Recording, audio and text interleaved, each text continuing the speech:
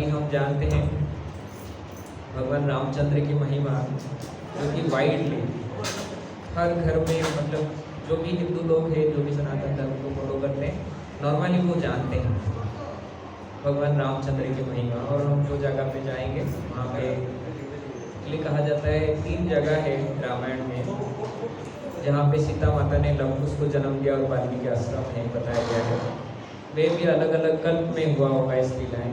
एक तो बताया जाता है चित्रकूट में, दूसरा बताया जाता है नेपाल में, और एक यहाँ पे हम जाएंगे अवनी कहते हैं कोलार डिस्ट्रिक्ट में, वहाँ पे वाल्मीकि जी का आश्रम है और सीता माता ने लवकुश को जन्म दिया है।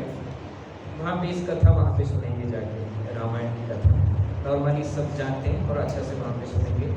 एक हिल स्टेशन है वहाँ पे जहाँ पे दो आश्रम वगैरह है, और सीता कुंड है जहाँ पे माता सीता को पेन हुआ था, वो जगह सभी है वहाँ पे, तो वो दर्शन करेंगे। नेक्स्ट जो ट्रिप हम जाएंगे नेक्स्ट संडे को, और उसके साथ हम जाएंगे एक वाल्मीकि जी का आश्रम सॉरी जो तिरुपति है, उनको बंगाल तिरुपति कहा जाता है। जो नॉर्मली हम इस्कॉन में बहुत सारे यात्राएं करते हैं, लेकिन तिरुपति की यात्रा संभव नहीं होता है, क्योंकि वहाँ पे जैसा लोग हैं और जैसा रूल्स रेगुलेशन सभी हैं, वहाँ पे हम यात्राएं नहीं कर सकते। इंडिविजुअली जाके 2-3 लोग जाके दर्शन करके आ सकते हैं, और वहाँ पे जेल में डाल देते हैं, लेके सेल में भी कभी कभी 8 घंटे का हो, कभी 15 घंटे का हो। कभी मैं एक बार गया था, कम से कम 15-16 घंटा वहाँ पे वेटिंग हॉल में डाल दी। तो आप स्नान भी नहीं कर सकते हो, कुछ भी नहीं कर सकते हो, खाना देंगे, टॉयलेट वगैरह है, तो ऐसे ही।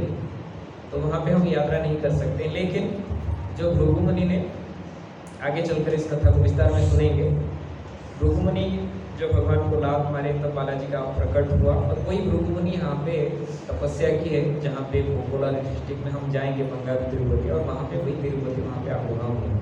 और वो बालाजी का दर्शन है, ये बालाजी का दर्शन अभिन्न है, सेम आज इट इज है। और इनको बंगारू कहा गया है, छोटे सोने का क्यूट सा विग्रह है, और सेम पहाड़ की छोटा सा पहाड़ है, उसके ऊपर तिरुपति और पद्मावती जी का मंदिर है, जो हम जाएंगे नेक्स्ट संडे को। तो उससे पहले हम एक एक धाम को बारे में देखेंगे और उसके जानने की कोशिश करेंगे।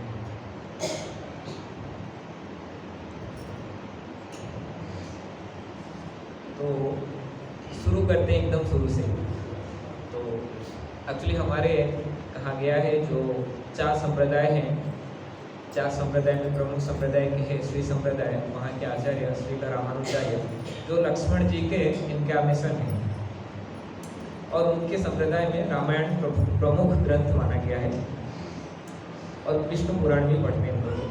तो उनके जो जैसे हमारे गौड़ीय संप्रदाय में वृंदावन और मायापुर, पूरी जगन्नाथ को प्रायोरिटी रखते हैं, जैसे उनके संप्रदाय में तिरुपति, श्रीरंगम, मेलेकोटे और वरदराज जो कि कांचीपुरम, ये 4 जगहें हैं। तो उसमें से जो मेन है उनके श्रीरंगम और तिरुपति है, जहाँ पे सबसे ज़्यादा लोग तिरुपति में आते हैं।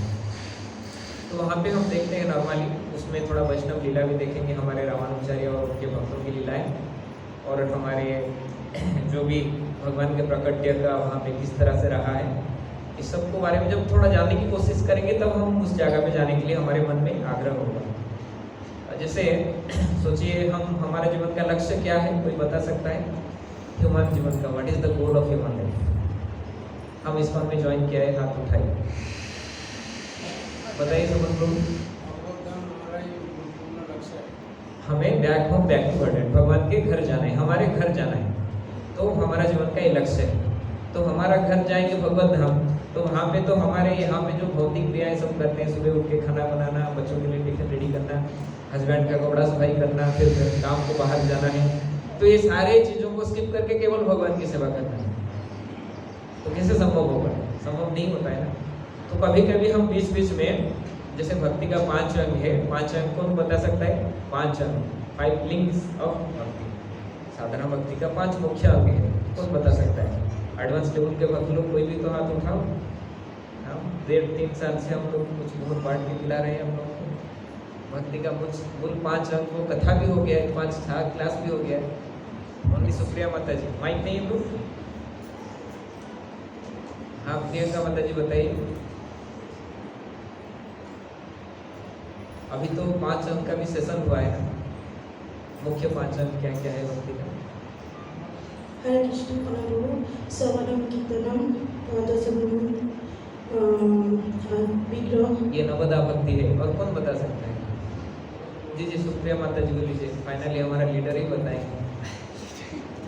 इसमें 5 सेशन भी होंगे, आप लोगों को पता नहीं चला? हरे कृष्ण प्रभु जी, साधु संग, श्रवणम, चैंटिंग, फिर धाम पास और श्री विग्रह सेवा। हरि बोल। देखिए इसको बोलते हैं लीडर। आपको उनकी स्थिति में आना है, सिंपल है। भक्ति का 64 अंक में से चैतन्य महाप्रभु हमें 5 अंक मुख्य बताए हैं। इसको इजीली याद रखेंगे तो A B C D E याद रखना। A फॉर एसोसिएशन साधु संग, B for book reading Bhagavat श्रवण, C फॉर चैंटिंग नाम जप, D फॉर डिवोशन और E फॉर एंटरिंग धाम। वेरी सिंपल में वे में इसको याद रखना है आप। A B C D E। अब कोई बता सकता है? हाथ उठाइए, क्या क्या है? सुनने के बाद भी कोई रिपीट नहीं कर सकता? हाँ बताइए। हमारे हेमंत प्रभु को दीजिए माइक।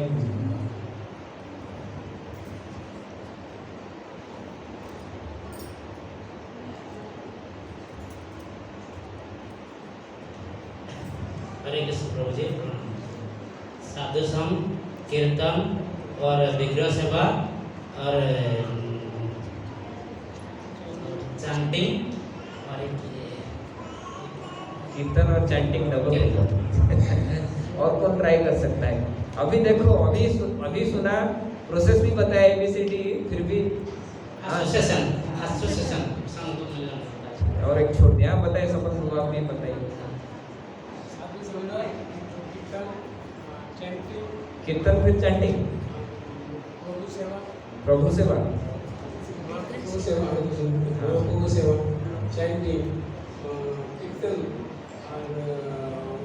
साधु संग।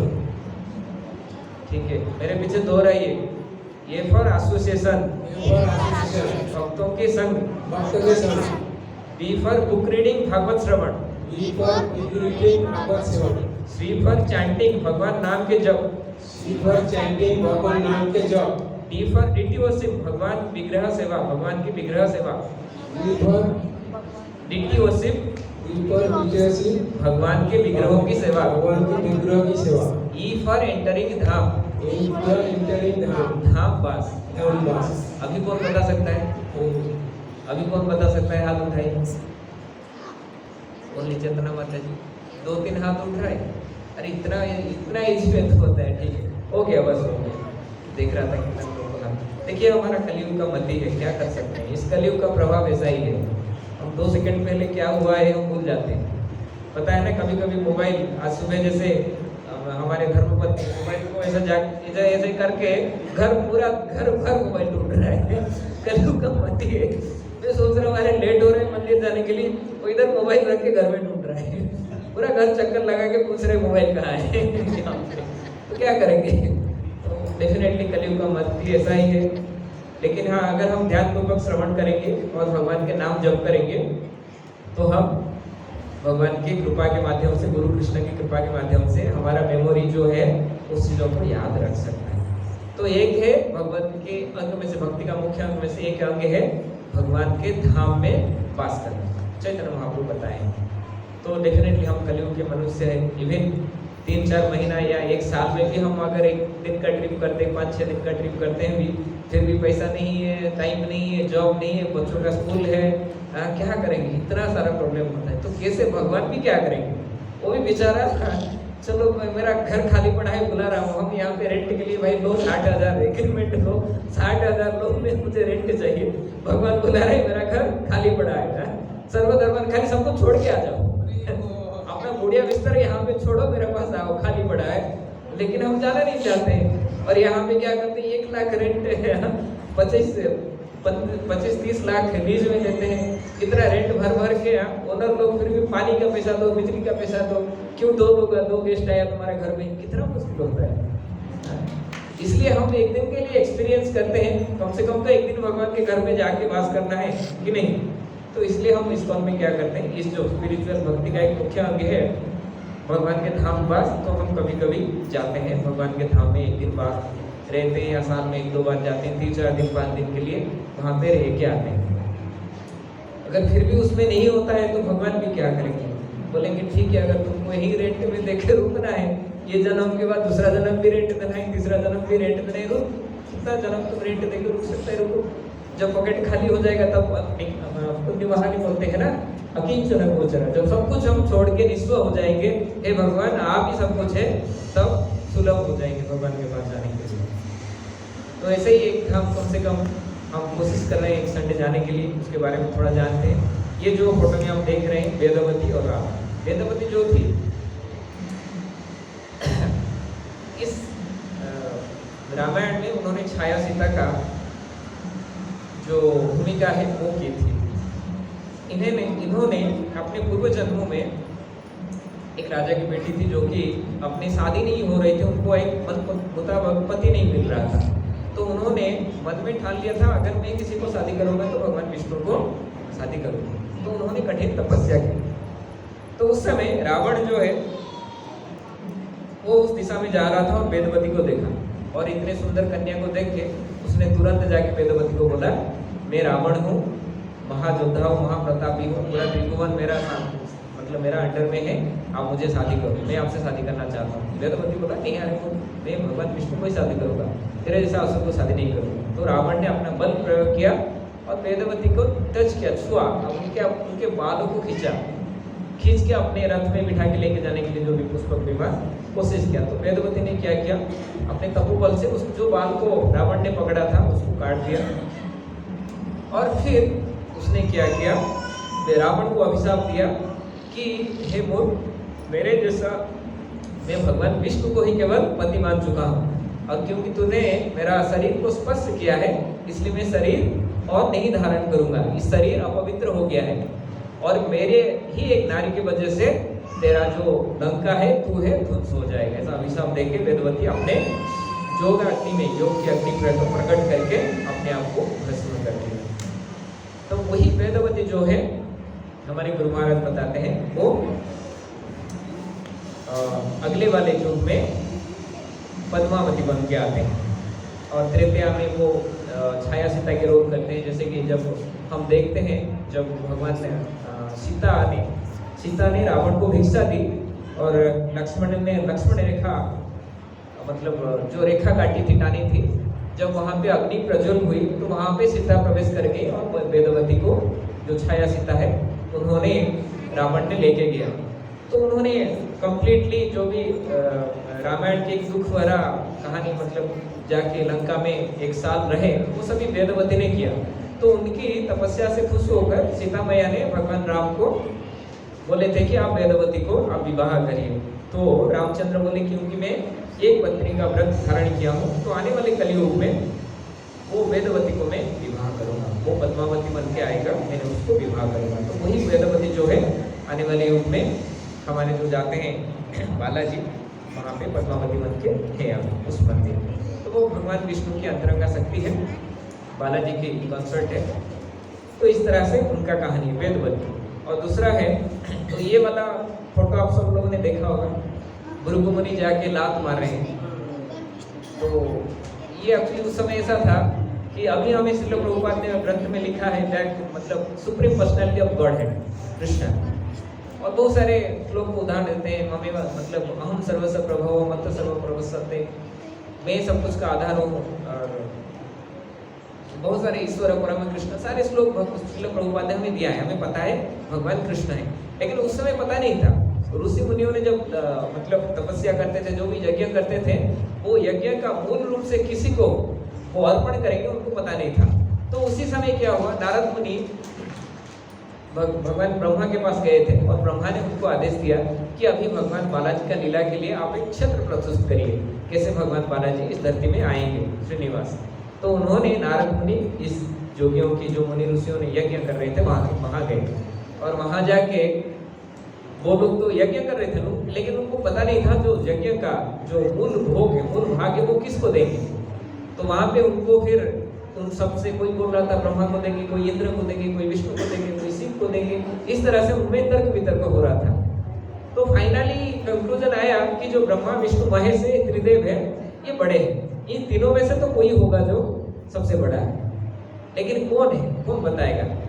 तो फिर इनको परीक्षा करने के लिए सब मुनि को चुना गया, सनक मुनि को, सनातन को और हमारे सनत कुमार को, इन सभी मुनियों को बताया गया, या फिर भृगु मुनि को, सभी मुनि को बताया गया कि आप जाके परीक्षा करो, लेकिन सबने मना किया। लास्ट में भृगु मुनि को सबने मिलके मनाया कि आप ही करिए, नहीं तो आप हम इसको इस परीक्षा में फिर किसी को यज्ञ का भोग देंगे, नहीं हो पाएगा। तो भृगु मुनि राजी हुए, फिर वो गए पहले ब्रह्मा जी के पास। और ब्रह्मा जी, क्योंकि भृगु मुनि जो थे ब्रह्मा जी के पुत्र थे, और वैसे ही गए, ब्रह्मा जी अपने आसन में बैठे हुए थे, सब उनकी स्तुतियां चल रहा था, गए एकदम सभा में, कुछ प्रणाम नहीं, कुछ नहीं, जाके सभा में बैठ गए। तो ब्रह्मा जी को गुस्सा आ गया, मूर्ख, अपने पिता को देख के प्रणाम तो नहीं कर पाए, इतना मतलब नीचे गिर गया तू, हाँ अभी तुझे श्राप देता हूँ। जैसे ब्रह्मा उठ के गुस्सा होकर खड़ा हुए, भृगु मुनि वहां से भाग गए। तो उनको पता चल गया ये भगवान तो नहीं हो सकते, क्योंकि रजोगुण का प्रभाव है, गुस्सा आता है। फिर वो शिव जी के पास जाते हैं, और शिव जी जैसे ब्रह्मा जी का रुद्र से, मतलब ब्रह्मा जी का आंसू से शिव जी का उत्पन्न हुआ है, तो जैसे ही जो भृगु मुनि और शिव जी भाई भाई हो, दो भाई हो, तो वहां पे हरि बोल, इधर आके बैठ के कथा करना है यहाँ कथा चल रहा है, उनका कथा चल रहा है वहां पे सेकंड प्रवचन चल रहा है। तो फिर शिव जी के पास जो जाते हैं, शिव जी क्या करते हैं, अपने अंतर मतलब पार्वती देवी के साथ अंतर गृह में बैठे हुए, भृगु मुनि सीधा गए, एकदम किसी को माने नहीं, नंदी भृगु सबको लात मार के सीधा घुस गए। शिव जी एकदम त्रिशूल पकड़ के खड़ा होकर आता तुझे मार दूंगा, इसका मतलब जहाँ पे नो एंट्री पे घुस के जाए।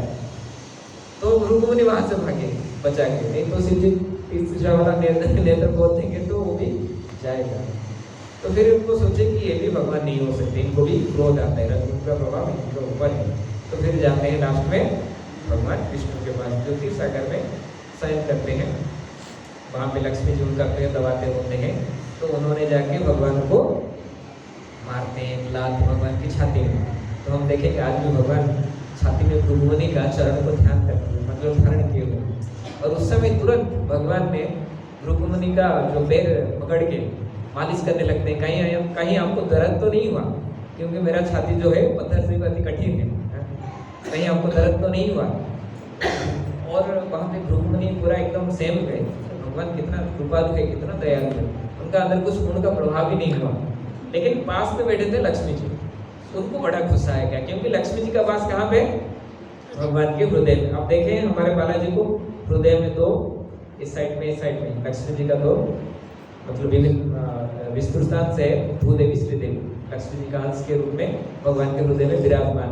तो भगवान लक्ष्मी देवी को हमेशा भगवान के हृदय में विराजमान करते हैं। तो भृगु मुनि वहां पे लात जब मार दिए, लक्ष्मी जी को गुस्सा आया, मेरा स्वामी कुछ नहीं बोला, मेरा अपमान हुआ।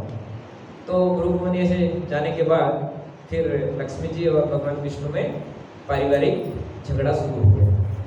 आपने कुछ नहीं बोला, मैं छोड़ के चला जाऊंगा। और भगवान विष्णु उसके पीछे भागने लगे, अरे रुको रुको रुको। लक्ष्मी जी भाग के कहाँ चले गए, कोल्हापुर में आके यहाँ पे बड़ा सुंदर मंदिर है। तो हमारे लोग गए हैं, कभी हमको लेके जाएंगे तो हो सकता है तो हम भी एक बार जा सकते हैं। महाराष्ट्र में है, बड़ा भव्य मंदिर है कोल्हापुर में, वहाँ पे जाके, अभी मंदिर है, वहाँ पे जंगल था, वहाँ पे तपस्या करने लगे। फिर यहाँ पे क्या हुआ, भगवान विष्णु लक्ष्मी जी से मतलब विच्छिन्न हो गए, श्रीहीन हो गए। बड़ा जगन्नाथ का भी ऐसा लीला है, भगवान भी श्रीहीन जब हो जाते हैं, उनको खाना पीना भी नहीं मिलता है, घर भी नहीं मिलता है, तो इस तरह से लीला करते हैं भगवान। तो ऐसे श्रीहीन होके लक्ष्मी को ढूंढ के उनके पीछे रो के भाग रहे हैं। ऐसा लीला और कहीं है, कोई बता सकता है? भगवान अपनी पत्नी के पीछे रो के भाग रहे हैं, और कहीं है? किसी को याद है? हाथ उठा सकते हैं? किसी को भी नहीं?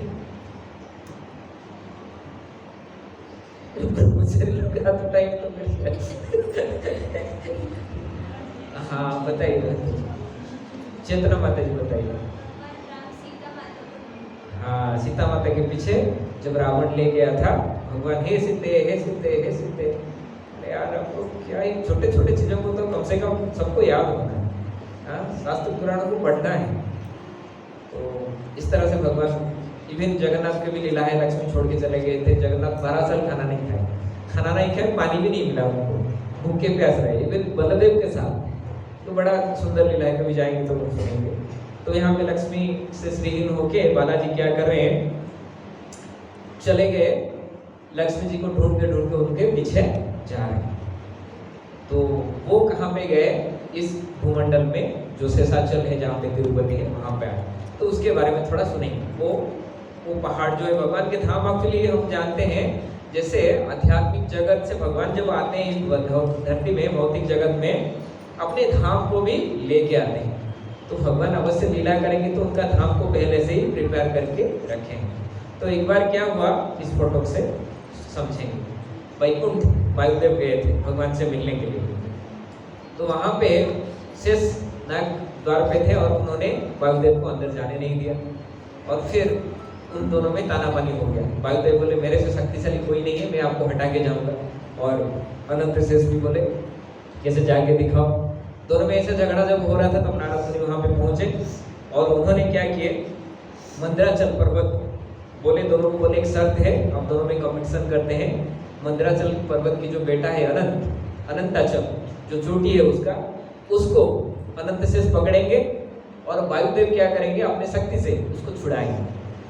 अगर अनंत शेष पकड़ लिया, वायुदेव छुड़ा नहीं पाए, तो अनंत शेष का असीम शक्ति है। अगर वायुदेव छुड़ा लिए तो वायुदेव शक्तिशाली है।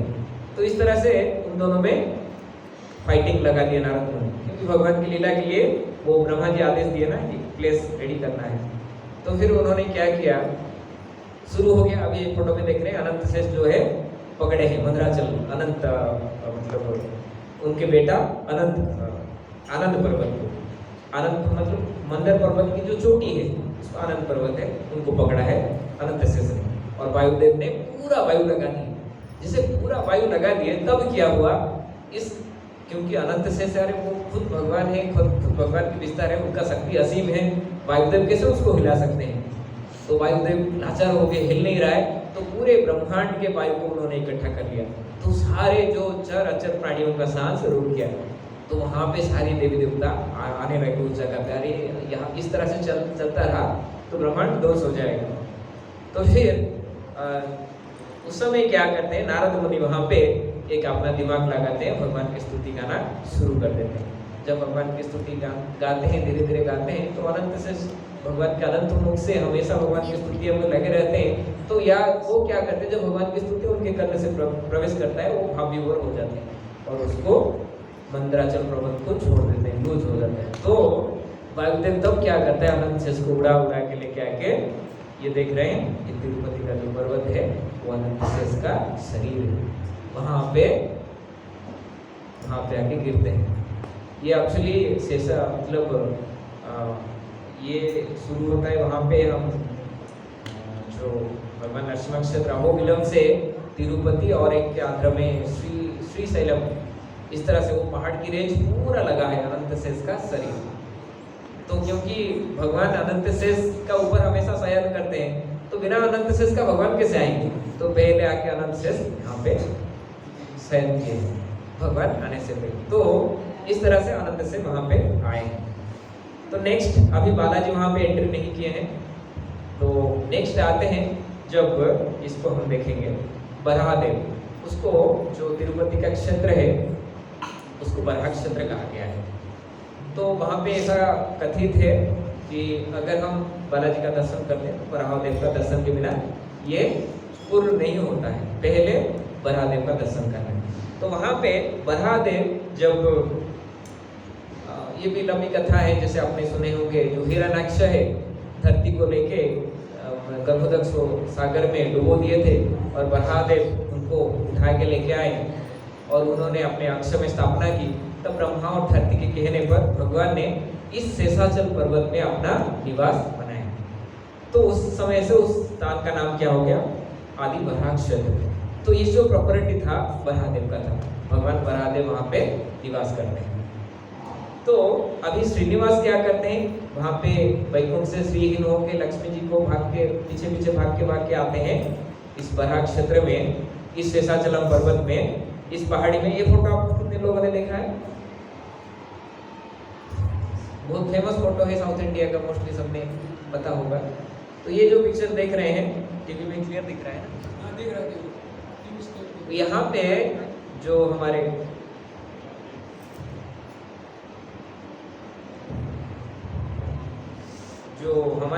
श्रीनिवास है, मतलब भगवान नारायण विष्णु, वहाँ पे वो एक गुफा के अंदर जाके सो जाते हैं और वो खाना पीना कुछ भोग नैवेद्य कुछ नहीं, ऐसे पड़े रहते हैं और उनके ऊपर चींटियों का पहाड़ लग जाता है, पेड़ पौधे हो जाता है और वैसे ही पड़े रहते हैं, कई दिन तक पड़े रहते हैं। तो इस चीज जब हुआ तब ब्रह्मा और शिव जी को बड़े चिंता हुआ, अरे हमारे प्रभु इस तरह से पड़े हैं, ना भोग नैवेद्य कुछ हो रहा है, चलो हम उनके लिए कुछ बंदोबस्त करते हैं। तो वो जाते हैं कोल्हापुर में लक्ष्मी जी का पास और लक्ष्मी देवी को मनाने के लिए कोशिश करते हैं, लक्ष्मी देवी तो नहीं आऊंगा। फिर उनको एक विनती करते हैं, आप एक काम करिए, ब्रह्मा और शिव गाय बछड़ा बनते हैं और लक्ष्मी देवी को बोलते हैं आप ग्वाल बनिए और वहाँ पे जो चोल राजा है उसको हमको बेच दे के आइए, बेच दीजिए उनको। तो लक्ष्मी इसके लिए राजी होते हैं। तो ये क्या करते हैं, जो शिव और ब्रह्मा गाय बछड़े बने हैं उन दोनों को लेके उस समय के राजा जो उस एरिया का जो वेंकटाचल एरिया का चोल राजा थे उनको बेच देते गाय और बछड़ा। इतना सुंदर गाय बछड़ा था, तो वो उसका जो रानी था स्पेसिफिकली वो ग्वाल को बोलते जो उनको क्या करता है कि इस गाय का दूध तो मुझे ही देना है। तो क्या करेंगे, अभी ये तो ब्रह्मा और शिव है, इनको लेके जब गाय चराने के लिए जो ग्वाला जाता है तो ये क्या करता है, ये गाय क्या करता है, हमेशा जाके देखिए जो चिंटी का पहाड़ है उसका ऊपर खड़ा हो जाता है और दूध देने लगता है। अगले में बचपन में हमारे गांव में भी चंदा मामा करके पुस्तक आता था। चंदा मामा किसको पता है, बहुत फेमस बचपन में, अभी तो बंद हो गया मोस्टली। उसमें एक कहानी था और ये फोटो मुझे याद भी याद है, गाय खड़ा है बालाजी का फोटो के साथ, वो बहुत सुंदर कथा याद है। अभी तो क्या क्या मैगजीन से आ रहे हैं, वो सभी पौराणिक मैगजीन तो नहीं आ रहे हैं। ये जब ये रोज का रोज चलने लगा, तो ब्रह्मा जी गाय बने हुए, शिव जी बछड़े बने हुए और भगवान को दूध पिला रहे हैं और भगवान नीचे सोए हुए हैं, वहाँ पे दूध देते हैं और भगवान उस दूध को पान करते हैं। तो ऐसा कंटिन्यू होने लगा और रानी हमेशा पूछते थे वो गाय दूध क्यों नहीं देता है। तो एक दिन उनको डांटे, अगर इस गाय का दूध आज नहीं दिया तो तुझे मृत्युदंड दिया जाएगा। तो वो गाय को डांट दी, ये बेचारा डर गया, ये बोला नहीं मैं कुछ तो नहीं करता हूँ, ये मैं हमेशा दूध देता हूँ लेकिन गाय दूध नहीं देता है, मैं क्या करूँगा। तो फिर उस ये ग्वाला ने क्या किया, छुप के उस दिन क्या किया, पूरा गाय का ऊपर अपना नजर जमा कर रखा, कहाँ जा रहा है क्या कर रहा है। तो एक समय जाके देखा कि ये जो गाय है वहाँ पे जाके अपने दूध अपने आप गिरा रहा है। तो उसको बहुत गुस्सा आया, बोला अपने आप यहाँ पे गिरा रहा है। तो उसने अपने कुठारा निकाला, देख रहे हैं फोटो में, उसने अपना कुठारा निकाल के गाय को मारने के लिए फेंका। तो जब गाय को मारने के लिए फेंकता है तो श्रीनिवास जहाँ पे सोए हुए थे, वो गाय को बचाने के लिए, भगवान के एक नाम क्या है, नमो ब्रह्मण्य देवाय, वो ब्राह्मणिकाय। तो गाय का कष्ट को कभी सहन नहीं करते, तो उठ के सडनली गाय को बचाने के लिए वो सामने जब जाते हैं तो कुठारी आके यहाँ पे भगवान के लगते हैं और वहाँ पे खून बहने लगता है। तो ये जो ग्वाल था ये तो बेहोश हो जाता है और ये शिव जो ब्रह्मा गाय बने हुए हैं एकदम तो भाग भाग के राजा के पास जाके भंबा रड़ी करते हैं, भे करते हैं। ये जो डर जाते हैं क्या हुआ, जब आके देखते हैं तो वहाँ पे बहुत खून आ रहा है उस जगह से, मतलब और ग्वाल वहाँ पे बेहोश पड़ा है और भगवान श्रीनिवास वहाँ पे राजा को, चोल राजा को श्राप देते हैं। तो गाय का ऊपर अत्याचार करने के लिए अपने साथी को लगाया है, इसलिए तो असुर बनता है। और वो राजा क्या करता है, असुर ध्वनि में चला जाता है। लेकिन भगवान को निवेदन करता है कि मैं जानबूझकर ऐसा नहीं किया हूँ, इसका बाहर आने का उपाय बताइए। तो फिर भगवान विष्णु बताते हैं कि नेक्स्ट तुम क्या करोगे, इस एरिया में एक राजा के रूप में आओगे, तुम्हारा नाम होगा आकाशराज और मेरी जो पत्नी देवी पद्मावती तुम्हारे पुत्री के रूप में आएगी और उसका शादी जब तुम मुझसे करवाओगे तो इस श्राप से मुक्त हो। तो इस तरह से वहाँ पे ये लीला वहाँ पे खत्म होता है। फिर भगवान क्या करते हैं, अभी सर पे चोट लगाए, पूरा खून बह रहा है, मतलब आगे जाकर वो फोड़ा होकर घाव हो गया भगवान का और घाव में कीड़े वगैरह हो गए। तो वो दर्द से के जब इस शेषाचल के पर्वत में आते हैं तो वहाँ पे बराहदेव का साक्षात होता है और बराहदेव का साथ भगवान बराहदेव के साथ बातचीत होता है, उनका अंतरंगातलाप होता है। तो अपने श्रीनिवास बराहदेव को रिक्वेस्ट करते हैं कि मुझे कुछ जगह दीजिए रहने के लिए, यहाँ पे ये आपका निवास स्थान है, मुझे बड़ा अच्छा लग रहा है, बहुत सुंदर है, मैं यहाँ रहना चाहता हूँ। तो बराहदेव बोल रहे हैं देखिए मैं बिना रेंट का मैं आपको नहीं दूंगा, जैसे हमारा परिस्थिति अभी यहाँ है, बिना रेंट का ओनर एक ही दिन भी नहीं रखेगा। तो बराहदेव भगवान लीला कर रहे हैं, बराहदेव बोले आप बिना रेंट का मैं आपको यहाँ पे रहने नहीं दूंगा, मुझे आपको रेंट देना पड़ेगा। तो भगवान रिक्वेस्ट करते हैं अभी लक्ष्मी जी मेरे से श्रीहीन हो चुका हूँ, लक्ष्मी जी छोड़ के चले गए हैं, तो मैं कहाँ से रेंट लेके आऊँगा, मेरे पास पैसा नहीं है। लेकिन मैं वादा करता हूँ यहाँ पे जब मैं रहूँगा ये एक तीर्थ स्थान बनेगा और जहाँ पे लोग मुझे दर्शन करने आएंगे तो पहले आपका दर्शन करेंगे और वहाँ पे जो दक्षिणा देंगे वो आपका, अगर वो आपका दर्शन नहीं करके मेरे पास आएंगे तो वो दर्शन का फल नहीं मिलेगा। तो फिर बराहदेव वहाँ पे भगवान विष्णु के लिए रहने के लिए स्थान देते हैं, वो थोड़ा जगह देते हैं, पूरा मतलब शेषाचल पूरा नहीं, थोड़ा जगह देते हैं और भगवान विष्णु जाके श्रीनिवास नारायण के वहाँ पे रहते हैं। और अभी भी उनका मतलब घाव है, सर फूट गया है, वहाँ से बाल निकल गया है, घाव है, तो कहाँ रहेंगे ढूंढ रहे हैं। तो ये बराहदेव जो है उनके पास एक सेविका रहती है, उस सेविका का नाम थी बकुला देवी। उनका कथा ऐसा है द्वापर युग में जब यशोदा माता ने श्री कृष्ण की शादी नहीं करा पाई थी और उन बचपन से ही भगवान के आगे मथुरा में चले गए थे, तो उनकी इच्छा थी, भगवान से प्रार्थना की थी कि मैं आपका शादी कराना चाहता हूँ। तो भगवान उनको वरदान दिए थे कि आप कलयुग में मेरा शादी करवाओ। तो फिर भगवान उनको बोले थे आप उस वेंकटाचल क्षेत्र में बकुला देवी बन के जन्म होगे, वहाँ पे रहोगे, मैं वहाँ आऊँगा वहाँ पे आपके पुत्र बन के। तो वहाँ पे जाके बराहदेव का सेवा करते रहना। तो बकुला देवी वहाँ पे जाके बराहदेव का सेवा करते थे। फिर बराहदेव क्या किए, श्रीनिवास को बकुला देवी का घर में छोड़ दिए, ये आपके पुत्र है, उसकी देखभाल करो। तो उस समय अभी भगवान के घोड़े निकल चुके हैं, घाव हुए हैं, तो बकुला देवी भगवान की क्या करते हैं, श्रीनिवास की सभी मालिश करके इस सारा जगह ठीक करने के बाद वहाँ पे श्रीनिवास अभी रहते हैं। तो आगे ये सभी मंदिर हम देखेंगे किस तरह से आया, वहाँ पे मंदिर फिर कैसे हुआ। तो इस तरह से कथा हुआ, उनको लेके जाइए पीछे ले लीजिए, सबका ध्यान वहाँ पे जा रहा है, पीछे ले लीजिए।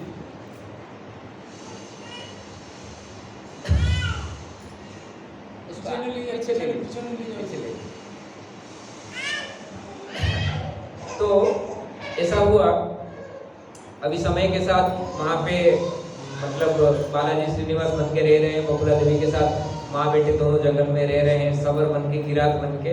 और यहाँ पे आकाश राज का जन्म होता है और उनके कोई पोता पोती नहीं है, कुछ भी पुत्र संतान कुछ भी नहीं थे। तो उन्होंने फिर ऋषि मुनियों के कहने पर जैसे सीता माता का जन्म हुआ था हल करके, वैसे ही ये आकाश राज ने सोने का हल लेके अपने खेत जब जोतते हैं, खेत से जमीन से पद्मावती जी एक सुंदर सी सुकन्या का आविर्भाव होता है। तो इसको लेके आकाश राजा अपनी कन्या के रूप में पालन पोषण करते हैं, अति सुंदर कन्या है। और नारद मुनि उनको जब देखते हैं बोलते हैं कि ये साक्षात लक्ष्मी स्वरूपा है, इसको अच्छा से आप देखभाल करिए, आगे चल करिए भगवान नारायण की पत्नी बनेगी। तो उनका ऐसा हो गया, पद्मावती वहाँ पे आविर्भाव हो गए और बालाजी यहाँ पे शेषाचल में रह रहे हैं, शेषाचल के पर्वतों में। तो एक समय क्या हुआ, श्रीनिवास जो सवर बने हुए थे, मतलब शिकार करने के लिए जंगल में जा रहे हैं और ऐसे जाते जाते उन्होंने एक ऐसे जगह में आ गए जहाँ पे इस आकाश राजा का जो कन्या है पद्मावती, वहाँ पे अपने सखियों के साथ क्रीड़ा कर रही थी एक पुष्प उद्यान में। तो वहाँ पे जब श्रीनिवास देखते हैं पद्मावती को, इतना मोहित हो जाते हैं, तो जाते हैं उनके पास और उनसे बात करने के लिए कोशिश करते हैं। तब उनकी सखियाँ जो है उनको बाधा देते हैं, आप क्यों जाते हो हमारे राजकन्या को छूने के लिए, स्पर्श करने के लिए, बात करने के लिए। तो श्रीनिवास बोलते नहीं, केवल उनको ही पता होता। तो राजकन्या जाके पद्मावती को पूछते हैं कि इस तरह से एक किरात आया है, सबर आया है और आपसे बात करना चाहते हैं। पद्मावती बोले कि क्या बात है, उसको पूछो जाके। तो उन्होंने बालाजी को पूछते हैं श्रीनिवास को, आप क्या बात करना चाहते हो। बालाजी डायरेक्ट बोलते हैं उनसे प्रेम करता हूँ, उनसे शादी करना चाहता हूँ। तो मतलब इन सखियों ने क्या करते हैं, जब पद्मावती को बोलते हैं, पद्मावती को बड़ा गुस्सा आता है, एक किरात आके तुम जंगल में रहने वाले राजकन्या को शादी करना चाहते हो। तो सारी सखियों को बोल के, अभी देखिए कुछ मलम पट्टी डाले थे बकुला देवी, अभी वो बूढ़ा ठीक भी नहीं हुआ। और ये पद्मावती को सखियों ने मिलके पूरा पत्थर से बालाजी को भयंकर पिटाई किया और पूरा पिटाई करके पत्थर पूरा मतलब पैर में पूरा, पैर हाथ पैर सर पे पूरा घाव बना दिया। अभी ये बेचारे क्या करेंगे, पूरा एकदम मस्त व्यस्त होकर माँ के पास शाम को आते हैं, पूरा एकदम शरीर में घाव वगैरह हो चुका है और ये क्या हुआ है पूछते हैं जब बकुला देवी की कैसा हालत बना है, कौन तुम्हें मारा इतना। तो फिर श्रीनिवास बोलते हैं कि आज मैंने एक कन्या को देखा और मैं उससे शादी के बिना नहीं रह पाऊंगा और उनके सखियों ने मेरा ऐसे हालत किया। तो फिर बकुला देवी क्या करते हैं, ठीक है मैं तो हम तो मतलब सबर है यहाँ पे जंगल में रहने वाले, फिर भी मैं तुम्हारे लिए जाऊंगा, उस राजा से एक बार बात करूंगा। तो फिर जाते हैं वहाँ पे। इनका पद्मावती का क्या होता है, जब क्योंकि भगवान को दर्शन किए हैं साक्षात और जब घर आए हैं मना तो करती है, बाहरी रूप से मना तो करती है, मैं उनसे तुमसे सबर से शादी नहीं करूंगा। अंदरूनी उस जो भगवान का रूप है, श्रीनिवास का जो रूप है उसको भूल नहीं पा रहे। और वहाँ पे जब राजमहल में गए हैं तो वहाँ पे अपने अंतपुर में जाके अपनी कक्षा से बाहर नहीं आ रहे हैं और खाना पीना छोड़ दिए, कई दिन तक खाना भी नहीं खाए, जल धारण नहीं किए और उनका जो हालत है मृत्यु के शैया तक चले गए। तो सब पूछने लगे क्या हुआ क्या हुआ। एक दिन फिर राजा रानी एकांत में जाके उनकी बेटी को पूछते हैं कि आप ऐसा हालत क्यों बना है, क्या प्रॉब्लम है, क्या आपको मन में क्या चिंतन करते हो, क्या चाहते हो। फिर पद्मावती शर्मा के बोलती है कि मैं एक किरात को जंगल में देखा और उसका रूप को मैं भूल नहीं पाया और उसके बिना मैं एक क्षण भी मुझे लग रहा है मैं उसके बिना शरीर धारण नहीं कर पाऊंगा और वो मेरे चिंतन में हमेशा आ रहा है, उसके वजह से मैं कुछ नहीं कर पा रहा हूँ, मेरा चित्त अस्थिर हो रहा है, उसके बिना मैं जीवन धारण नहीं कर पा रहा हूँ। तो ये दोनों समझ गए हैं कि ये जो चाहता है उसे विवाह करने के लिए। तो उसी समय बकुला देवी आते हैं राजा के पास। फिर एक लंबी कथा है, बकुला देवी आके राजा को बताते हैं कि मेरा एक बेटा है जो रहता है, हम यहाँ पे वेंकटाचल पर्वत में रहते हैं और वो आपकी बेटी को कुछ दिन पहले देखा था, लेकिन विश्वास करो वो साक्षात नारायण का स्वरूप है, अति सुंदर है, आप उससे अपना बेटी का हाथ दे सकते हो। राजा तो राजी हो गए क्योंकि उनको पता था कि बेटी को बचना है तो उसको विवाह देना है। लेकिन रानी धरणी देवी जो थी राजी नहीं हो रही थी। तब उसी समय नारद मुनि वहाँ पे प्रकट होते हैं और बताते हैं कि ये भगवान की लीलाएं हैं, साक्षात भगवान श्रीनिवास आपकी बेटी को शादी करना चाहते हैं, तो ये विवाह कराइए। तो इस तरह से बकुला देवी और ये विवाह रेडी मतलब विवाह का अरेंज करके तिथि तय करके फिर चले जाते हैं कहाँ पे, श्रीनिवास के पास। तो श्रीनिवास के पास जब जाते हैं शादी होगा। अभी देखिए यहाँ के नॉर्मली अभी जो नया सीएम बना है तमिलनाडु का, उन्होंने तो डिक्लेयर कर दिया शादी में कुछ 8 ग्राम सोना, सोने का अंगूठी देने के लिए सबको। और यहाँ पे मोदी डिक्लेयर कर रहा है कि सोना 1 साल खरीदना बंद करो और वहाँ पे वो डिक्लेयर कर रहे हैं सब खरीदो। तो इस तरह से भौतिक जगत जो है क्वालिटी में भरा हुआ है। तो वहाँ पे अभी नॉर्मली साउथ इंडिया में बहुत सोना देना पड़ता है शादी ब्याह में, हमारे वहाँ पे उतना सोना वगैरह नहीं देना पड़ता, यहाँ पे बहुत सोना देना पड़ता है। तो बालाजी को शादी करना था, इतना सोना कहाँ से आएगा। तो उन्होंने फिर क्या किया, सारे देव देवताओं को बुलाए और कुबेर जी को स्पेशली बुला के उनसे थोड़ा ऋण लिए, ऋण लेके बोले आप मुझे ऋण दीजिए, मेरा शादी होगा, मेरा पास पैसा नहीं है, मैं शादी कैसे करूँगा, लक्ष्मी जी भी नहीं है साथ में। तो कुबेर जी क्या करते हैं, भगवान को बहुत ऋण दिए। कुबेर जी मतलब भगवान का जो शादी का खर्चा है पूरा उठाया, शादी का खर्चा स्वयं कुबेर जी अपने धन से अरेंज किए और फिर बालाजी पद्मावती का विवाह हुआ। विवाह होके इसलिए भगवान कुबेर जी को वो वरदान दिए हैं कि जो भी दक्षिणा मेरे हुंडी में डालेगा वो आपको प्राप्त होगा। इसका हुंडी को एक बार देख सकते हैं, अगर मैंने, हाँ ये देख सकते हैं ना कितना पैसा है, देख रहे हैं। तो मोस्टली हम तिरुपति जाते हैं तो बहुत पैसा डालते हैं और लोगों का ये मानना है कि जितना डालेंगे 10 गुना में 100 गुना कुछ हो जाएगा। इसलिए वो कुबेर भगवान का शादी का ऋण चुकाने के लिए नहीं डालते, नॉर्मली भक्त लोग इस भाव से डालते हैं, लेकिन जो बाकी का लोग है ऐसे डालते हैं कि 10 गुना 100 गुना बढ़ जाए मेरा धन। तो तिरुपति का हुंडी का इस तरह से रहस्य है। और वहाँ पे भगवान का शादी हो गया। और ये मंदिर कैसे आया वहाँ पे, फिर आकाशराज मतलब अपनी बेटी को शादी करके विदा दिया और समय के साथ आकाशराज मर गए और उनका भाई तोंडवन था, उन्होंने भगवान के बड़े भक्त बने। और जब कलियुग का आगमन होने के लिए था तो तोंडवन ने क्या किया, भगवान ने उनको बोले कि अभी तक ये जो प्रकट लीलाएं थी भगवान साक्षात बातचीत कर रहे थे, तो कलियुग आने वाला है, मैं विग्रह रूप में रहूंगा, मैं बात नहीं करूंगा। तो आप मेरा सेवा विग्रह रूप से करना पड़ेगा आपको, और मेरे लिए मंदिर बनाना पड़ेगा। बड़े विस्तार कथाएं राजा तोंडवन की, हमारे पास समय कम है, थोड़ा थोड़ा सुनेंगे, समय ज्यादा मिला तो वहां पे विस्तार से सुनेंगे। तो वो राजा जो आकाशराज के भाई थे तोंडवन, आकाशराज कौन थे? पद्मावती के पिता, जो कि चोल राजा थे। भगवान विष्णु ने श्राप दिया था असुर बन जाओ, और तोंडवन जो थे उनके भाई थे। उन्होंने इस मंदिर को बनाया। इस मंदिर को बनाते वहां पे भगवान बालाजी का स्थापना की। वहां पे 2-3 चीजें स्पेशल है, जैसे देख सकते हैं वहां पे ये मुंडन किया जाता है। मुंडन क्यों किया जाता है? वहां पे जो भगवान को वो मारा था ग्वाला, वहां पे बाल निकल गया था भगवान का उस जगह से। तो एक अप्सरा एक समय वो भगवान सोए हुए थे वहां पे, और उन्होंने आके भगवान का रूप देखा, इतना सुंदर था, और लेकिन उस सुंदर से रूप में एक जगह पे थोड़ा बाल नहीं था। तो उन्होंने क्या सोचा, अगर इतना बाल होता है तो कितने सुंदर होते भगवान, और भी सुंदर लगते। तो अपना ही बाल उखाड़ के वो भगवान का सिर पे लगा दिया था। तो इसलिए वहां पे जाते हैं लोग, जाके मुंडन, बाल मुंडन करते हैं। इवन मतलब स्त्री लोग भी वहां पे जाके, जो कि हमारे वैदिक साहित्य संस्कृति वो मना भी करते हैं, स्त्री लोगों को मुंडन नहीं करना चाहिए। इवन वहां पे स्त्री लोग भी जाके बाल मुंडन करते हैं। एक चीजें हैं।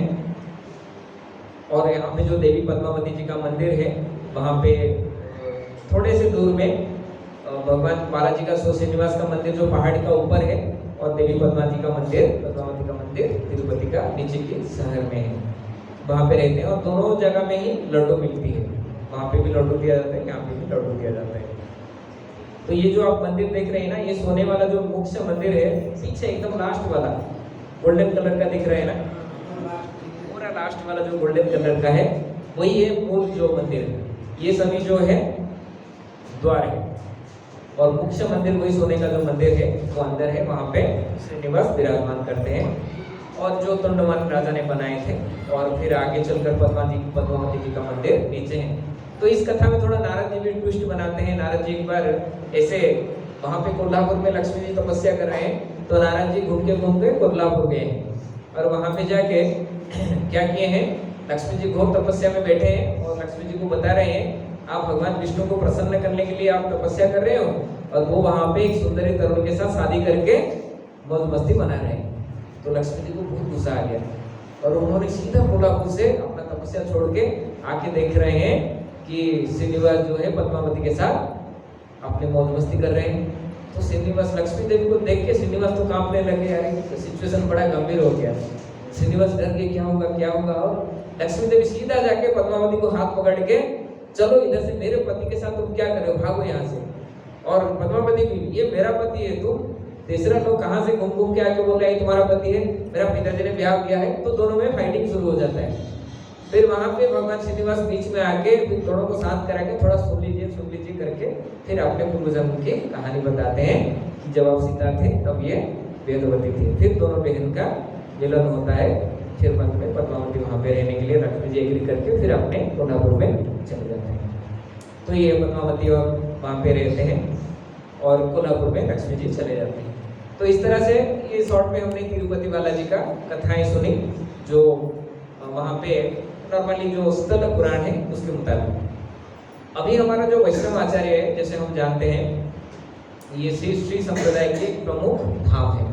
वहाँ पे हम देखेंगे जो श्री संप्रदाय बड़े बड़े मोटे तिलक होते हैं, बीच में लाल कलर की रेखाएं हैं, तो वो लोग लगाते हैं वहाँ पे। उनकी पूजा अर्चना जो है श्री संप्रदाय के जो वैष्णव है वो करते हैं। वो वहाँ पे किस तरह से आए, तो समय के साथ ऐसे हुआ। आप अगर बालाजी का एक फोटो देखेंगे, ये देखिए इनका जो थोड़ी है, थोड़ा यहाँ पे देख रहे हैं ना, यहाँ पे एक देख रहे हैं, एक डॉट है, हाँ व्हाइट कलर का।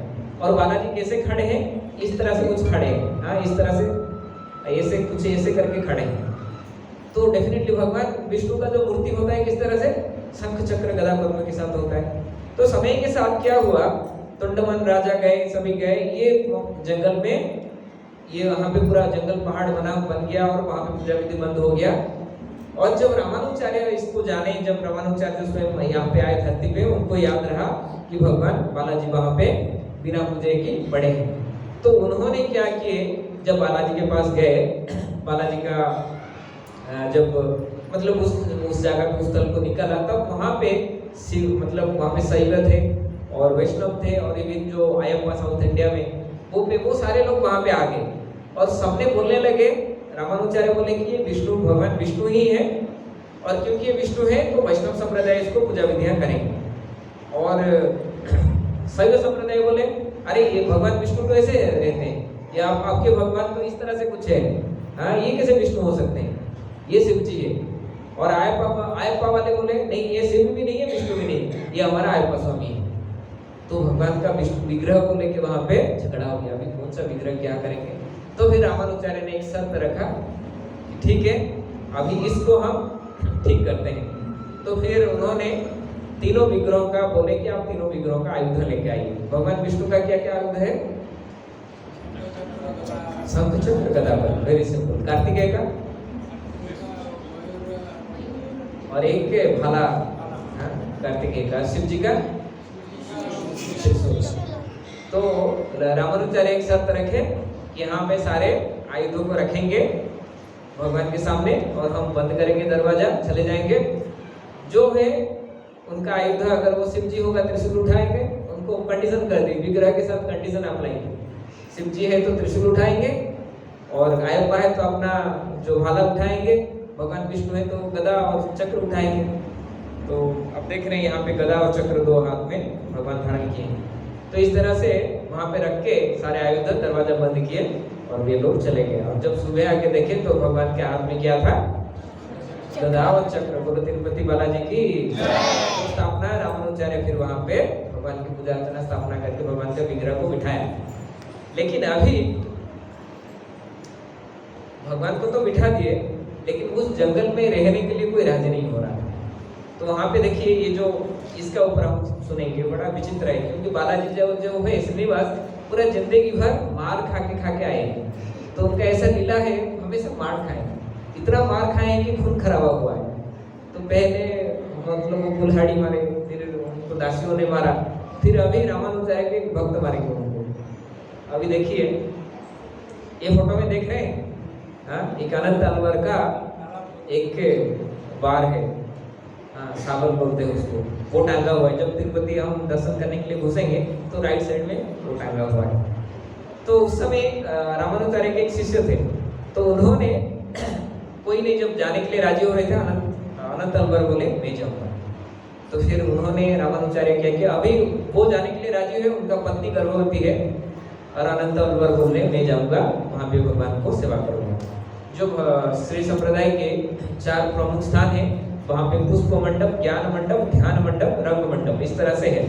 ये जो तिरुपति बालाजी है पुष्प मंडप है, वहाँ पे भगवान को अनेक तरह से फूलों से भगवान की सेवाएं की जाती है। तो वहाँ पे मुख्य रूप से भगवान के लिए उस पहाड़ी में फूल की बागाना बना के भगवान की सेवा करना है। तो रामानुचार्य ने उनको आदेश दिया अनंत अलवर को वहाँ पे जाके एक गार्डन आपको बनाना है, और उनका पत्नी गर्भवती है और अनंत अलवर वहाँ पहाड़ के ऊपर जाके शेषाचल में पहाड़ के ऊपर जाके उन्होंने भगवान बालाजी के एक गार्डन बनवाए। बनाने के लिए खुदाई के पहले गार्डन के लिए पानी चाहिए, तालाब चाहिए, तो पहले एक तालाब का खुदाई किए। जब खुदाई कर रहे थे, क्योंकि उनका पत्नी गर्भवती है, नीचे से मिट्टी उठा के उनकी पत्नी जो है बाहर फेंक रही थी। तो भगवान जब श्रीनिवास वहाँ पे उनको बड़ा दुख लगा और वो एक बच्चे के रूप में आते हैं और अनंत अलवर को बोलते हैं कि मैं आपको हेल्प करूँगा आपको मिट्टी उठाने के लिए। तो अनंत अलवर बोलते हैं देख मेरा ये गुरु का आदेश है, ये सेवा मुझे दिया गया है। अगर मेरा गुरु बोलते थे कि हाँ कोई किसी को सेवा में लगा सकते हो तो मैं तुम्हें सेवा दे सकता था, मेरा गुरु का आदेश है स्ट्रिक्टली यहाँ से भाग जाओ। तो वो भगा देता है बच्चे को डांट। फिर भगवान अभी श्रीनिवास के आए, भाग गए, और बीच में क्या किए, वो जाके अनंत अलवर की जो पत्नी है उसको फुसफुस करके बोले देखो माता अभी आप बीच रास्ते में मुझे दे दो और मैं आधा रास्ता फेंक दूंगा जाकर। तो इस तरह से उनकी पत्नी मान गई और वो जल्दी जल्दी आने लगे। तो अनंत अलवर पूछे अरे क्या हो रहे हो, तो बहुत जल्दी आ रहे हो, इतना विलम्ब हो रहा था, दूर में जाके फेंक के आ रहे थे, अभी क्या हुआ? ना एक बच्चा आके मेरे से ले रहा है बीच रास्ते में। तो अनंत अलवर उस समय जाके देखा तो वही बच्चा है। अरे तेरे को मुझे मना किया फिर भी कर रहा है, जा भाग करके जब छड़ी फेंका तो गलती से वो छड़ी जाके भगवान के यहाँ पे थोड़ी पे लगा। क्या देख रहे हैं ना, ये थोड़ी पे जाके लगा और वहां से खून बहने लगा। भगवान भाग भाग के मंदिर में घुस गए। जब आनंद तलवार आए तब वो देखा तो उस बच्चे के पीछे भाग रहे थे, अब तो छोड़ूंगा नहीं, तूने मेरा गुरु की सेवा में डिस्टर्ब किया है। तो जाके देखा कि वो गर्भगृह से खून निकल रहा है। तो जाके देखा कि भगवान के मतलब हुडी जो है वो टूट गया है, मतलब वहाँ से खून आ रहा है। तो फिर आनंद तलवार जाके भगवान से माफी मांगता है। फिर वो कर्पूर चंदन वगैरह लेके आके भगवान को वहाँ पे डालते हैं उसके ठीक करने के लिए। तो वो निशान भी भगवान आज तक धारण किए हुए। तो कितने जगह पे मार्क है बालाजी? हाँ, पहले किसके पास मार्क है? ग्वाल के पास मार्क है। दूसरे किसके पास? सखियों के पास मार्क है। और तीसरे आनंद तलवार अपने भक्तों के मार्क है। तो इस तरह से ये मतलब अभी भी वो आनंद तलवार की जो छड़ी है वहाँ पे जब जाएंगे तब देखना है। 3 चीजें हैं, मतलब बरादेव का दर्शन करना है और आनंद तलवार का छड़ी। बड़ा पोस्टर में भी लिखा है जिसमें आनंद तलवार क्रोबर लिखा हुआ है वहाँ पे। और तीसरा है ये वाला लास्ट है, इस लीला देख के फिर हम विराम करेंगे। ये जो देख रहे हैं ये है अंडल। अंडल एक मतलब जैसे हमारे आचार्य रहे हैं परंपरा में, मुख्य आचार्य रहे हैं, षड गोस्वामी रहे हैं, वैसे ही श्री संप्रदाय में 12 अलवर रहे हैं जो मुख्य आचार्य हैं। उनमें से एक है अंडल, एक स्त्री भी है। ये अंडल क्या है? एक पेरिया अलवर करके उनके अलवर था। तो उन्होंने अपने क्षेत्र में जब एक दिन जाता है तो वो तुलसी का बागेना है और उसके नीचे उसका कुछ मतलब पुत्री कुछ नहीं थे, और बागेना में जाके देखता है कि तुलसी का पेड़ का नीचे एक सुंदर सा कन्या वहां पे सो रही है। तो उसको देख के वो मोहित हो जाती है और वो कन्या को लेके आके पालन पोषण करते हैं। पेरिया अलवर उनके नाम है। तो ये पेरिया अलवर जब अंडल को देखभाल करते हैं। अंडल क्या होते हैं? भूमि देवी का अवतार थी। उनका भी बड़ा विस्तार से कथा है जो हमारे श्री संप्रदाय में। ये गोपी भाव में भगवान को प्रेम करते थे और इन्होंने जब अंडल ने धीरे धीरे इस भक्त का परिवार में बड़ा हुआ और उनका जो प्रेम है स्वतः भगवान श्रीनिवास के प्रति, या उस समय वो जहाँ पे रहते श्री बिल्लीपुर, वहाँ पे रंगनाथ थे और वहाँ पे रंगनाथ के प्रति उनका प्रेम बढ़ गया। तो उन्होंने क्या किया, आगे चलकर और किसी बाह्य जगत के लोग से पुरुष से शादी करना मना कर दिया। तो अंडल क्या करते थे, तिरुपति में हम देखेंगे वो क्या है, पुष्प मतलब वहाँ पे मंडप, भगवान को अलग अलग तरह से पुष्प से देख रहे हैं ना, कितना बड़ा पुष्प का माला भगवान पहना हुआ है, पूरा शरीर में पुष्प ही पुष्प डाला हुआ है चारों तरफ। तो अंडल क्या करते थे, भगवान रंगनाथ के लिए माला बनाते थे, ये बालाजी के लिए नहीं, रंगनाथ के लिए बनाते थे। और बनाने का टाइम वो देखते थे कि अच्छा लग रहा है कि नहीं, वो खुद पहनते थे, खुद पहन के मिरर के सामने खड़ा होते थे, हाँ ठीक बनाए, फिर जाके देते थे। फिर जो भी सेवक आते हैं उनके हाथ में दे देते थे। एक बार पेरिया अलवर आके देखा कि अंडल जो है खुद माला पहन रहा है। ये पिक्चर बड़ा फेमस है, आपने देखा होगा, बहुत जगह में इस पिक्चर डाला हुआ है। अंडल जो है माला डाल के भगवान के जो प्रसादी माला है खुद पहले डाल के भगवान को फिर देता है। तो पेरिया अलवर को बहुत गुस्सा आता है, उसको डांटता है और उस माला को भी भगवान की सेवा के लिए भेजता नहीं। लेकिन उस दिन रात को भगवान खुद उसके सपने में आके बोलते हैं कि जो अंडल मेरा प्योर भक्ति से मुझे इस माला अर्पण कर रहे हैं, केवल मुझे वही माला ही मुझे धारण करना है, बाकी माला में धारण नहीं करूँगा। तो फिर पेरिया अलवर को पता चल जाता है कि ये कोई साधारण कन्या नहीं है। फिर इस तरह से वो रंगनाथ को उसी अंडल के ही गार्लैंड दिया जाता है और इस तरह से वो श्री बिल्लीपुर जहाँ पे अंडल का जन्म हुआ है उस हर साल में एक बार इस प्रसादी माला क्या होता है, भगवान बालाजी के लिए आते हैं, भगवान बालाजी उसको धारण करते हैं। तो इस तरह से अंडल की मालाएं वहाँ पे प्रसिद्ध है।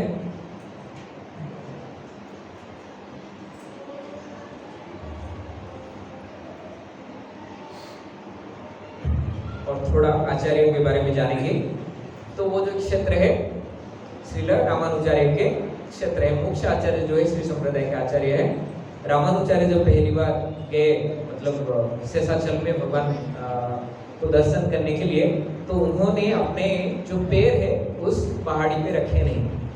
तो 3 दिन ऐसा बोला जाता है, उन्होंने 3 दिन वहाँ पे रहे और तीनों 3 दिन क्या किए, चढ़े कैसे, अपने जो घुटने हैं वहाँ पे अपने पैर को ऐसे मोड़ करके बांध दिए और घुटनों में चढ़ के उस शेषाचल पर्वत पे गए और वहाँ पे बालाजी का दर्शन किया और 3 दिन तक कुछ मल मूत्र भी त्याग नहीं किया और 3 दिन के बाद वो नीचे उतरे। ऐसा आचार्य उस मतलब श्री संप्रदाय के सबसे प्रमुख आचार्य जो तो लक्ष्मण साक्षात है, जिनका शरीर अभी भी रंगनाथ में है, जिनका जो दिव्य शरीर, उनका जो शरीर छोड़ने के बाद जलाया नहीं गया है, वो शरीर अभी भी, ये जो देख रहे हैं यहाँ पे राइट साइड में पीछे, ये रामानुचार्य के एक पीतल की शरीर है, उसके पीछे साक्षात शरीर।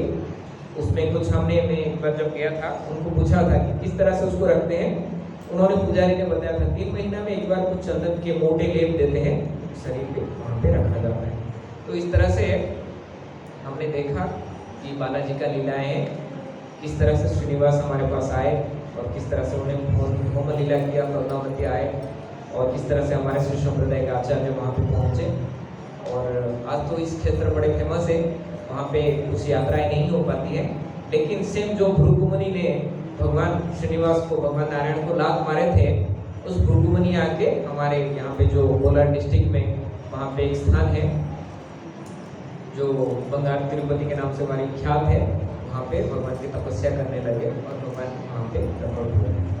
तो भगवान के जो बालाजी का दर्शन है वहाँ पे नहीं कर पाते हैं, वो बंगाल तिरुपति जाके उनके दर्शन करने से साक्षात उन्हीं दर्शन का फल प्राप्त होता है। तो एक दिन के लिए हम नेक्स्ट संडे को जाएंगे, भगवान के दर्शन करेंगे। वहाँ पे पास में ही, मतलब उनसे ही 7-8 किलोमीटर दूरी पर वाल्मीकि जी का आश्रम लवकुश का जन्मस्थली है। तो ये दोनों जगह जो है हम नेक्स्ट संडे 1 डे ट्रिप में जाएंगे और इस पुरुषोत्तम महीना में, जो कि कई 1000 गुना, गुरु महाराज का लेक्चर सुना था, 1000 गुना फल देता है। तो एक दिन कम से कम जब हम भगवान के धाम में वास करेंगे, 1000 दिन का वास करने का फल हमें प्राप्त होगा। तो सबसे निवेदन है, कोई मिस मत करिए, सुंदर सा जगह को हम जो जा रहे हैं, और बच्चों के लिए 800 रुपये है, बड़ों के लिए 1200 रुपये है। हम वहाँ पे जाके इस बार खुद बुक करेंगे और यहाँ से बर्तन गैस वगैरह लेके जाएंगे और वहाँ पे एक हॉल बुक किया है और वहाँ पे 2 बजे तक या 3 बजे तक वहाँ पे रहेंगे। और जो बंगाल तिरुपति और पद्मावती का मंदिर का कथाएं जो भी है, ड्रामा वगैरह कुछ करेंगे। वहाँ से फिर 3 बजे से वहाँ पे निकलेंगे हम अवनी के लिए, जहाँ पे पहाड़ी के ऊपर जाके भगवान रामचंद्र की कथाएं या जो भी कीर्तन वहाँ पे करके लवकुश का जन्मस्थली और सीता माता का मंदिर और वाल्मीकि का आश्रम लेके आएंगे। तो यहीं से हम विराम देते हैं। हरे कृष्णा कृष्णा कृष्णा हरे हरे, हरे राम राम हरे हरे। और प्रभु जी से निवेदन करते हैं, अगर हमारे पास जो पुजारी लोग हैं कुछ बोलना चाहेंगे इसके बारे में, थोड़ा अपने उनसे कुछ अगर बोलना चाहेंगे हमारी यात्रा के बारे में तो।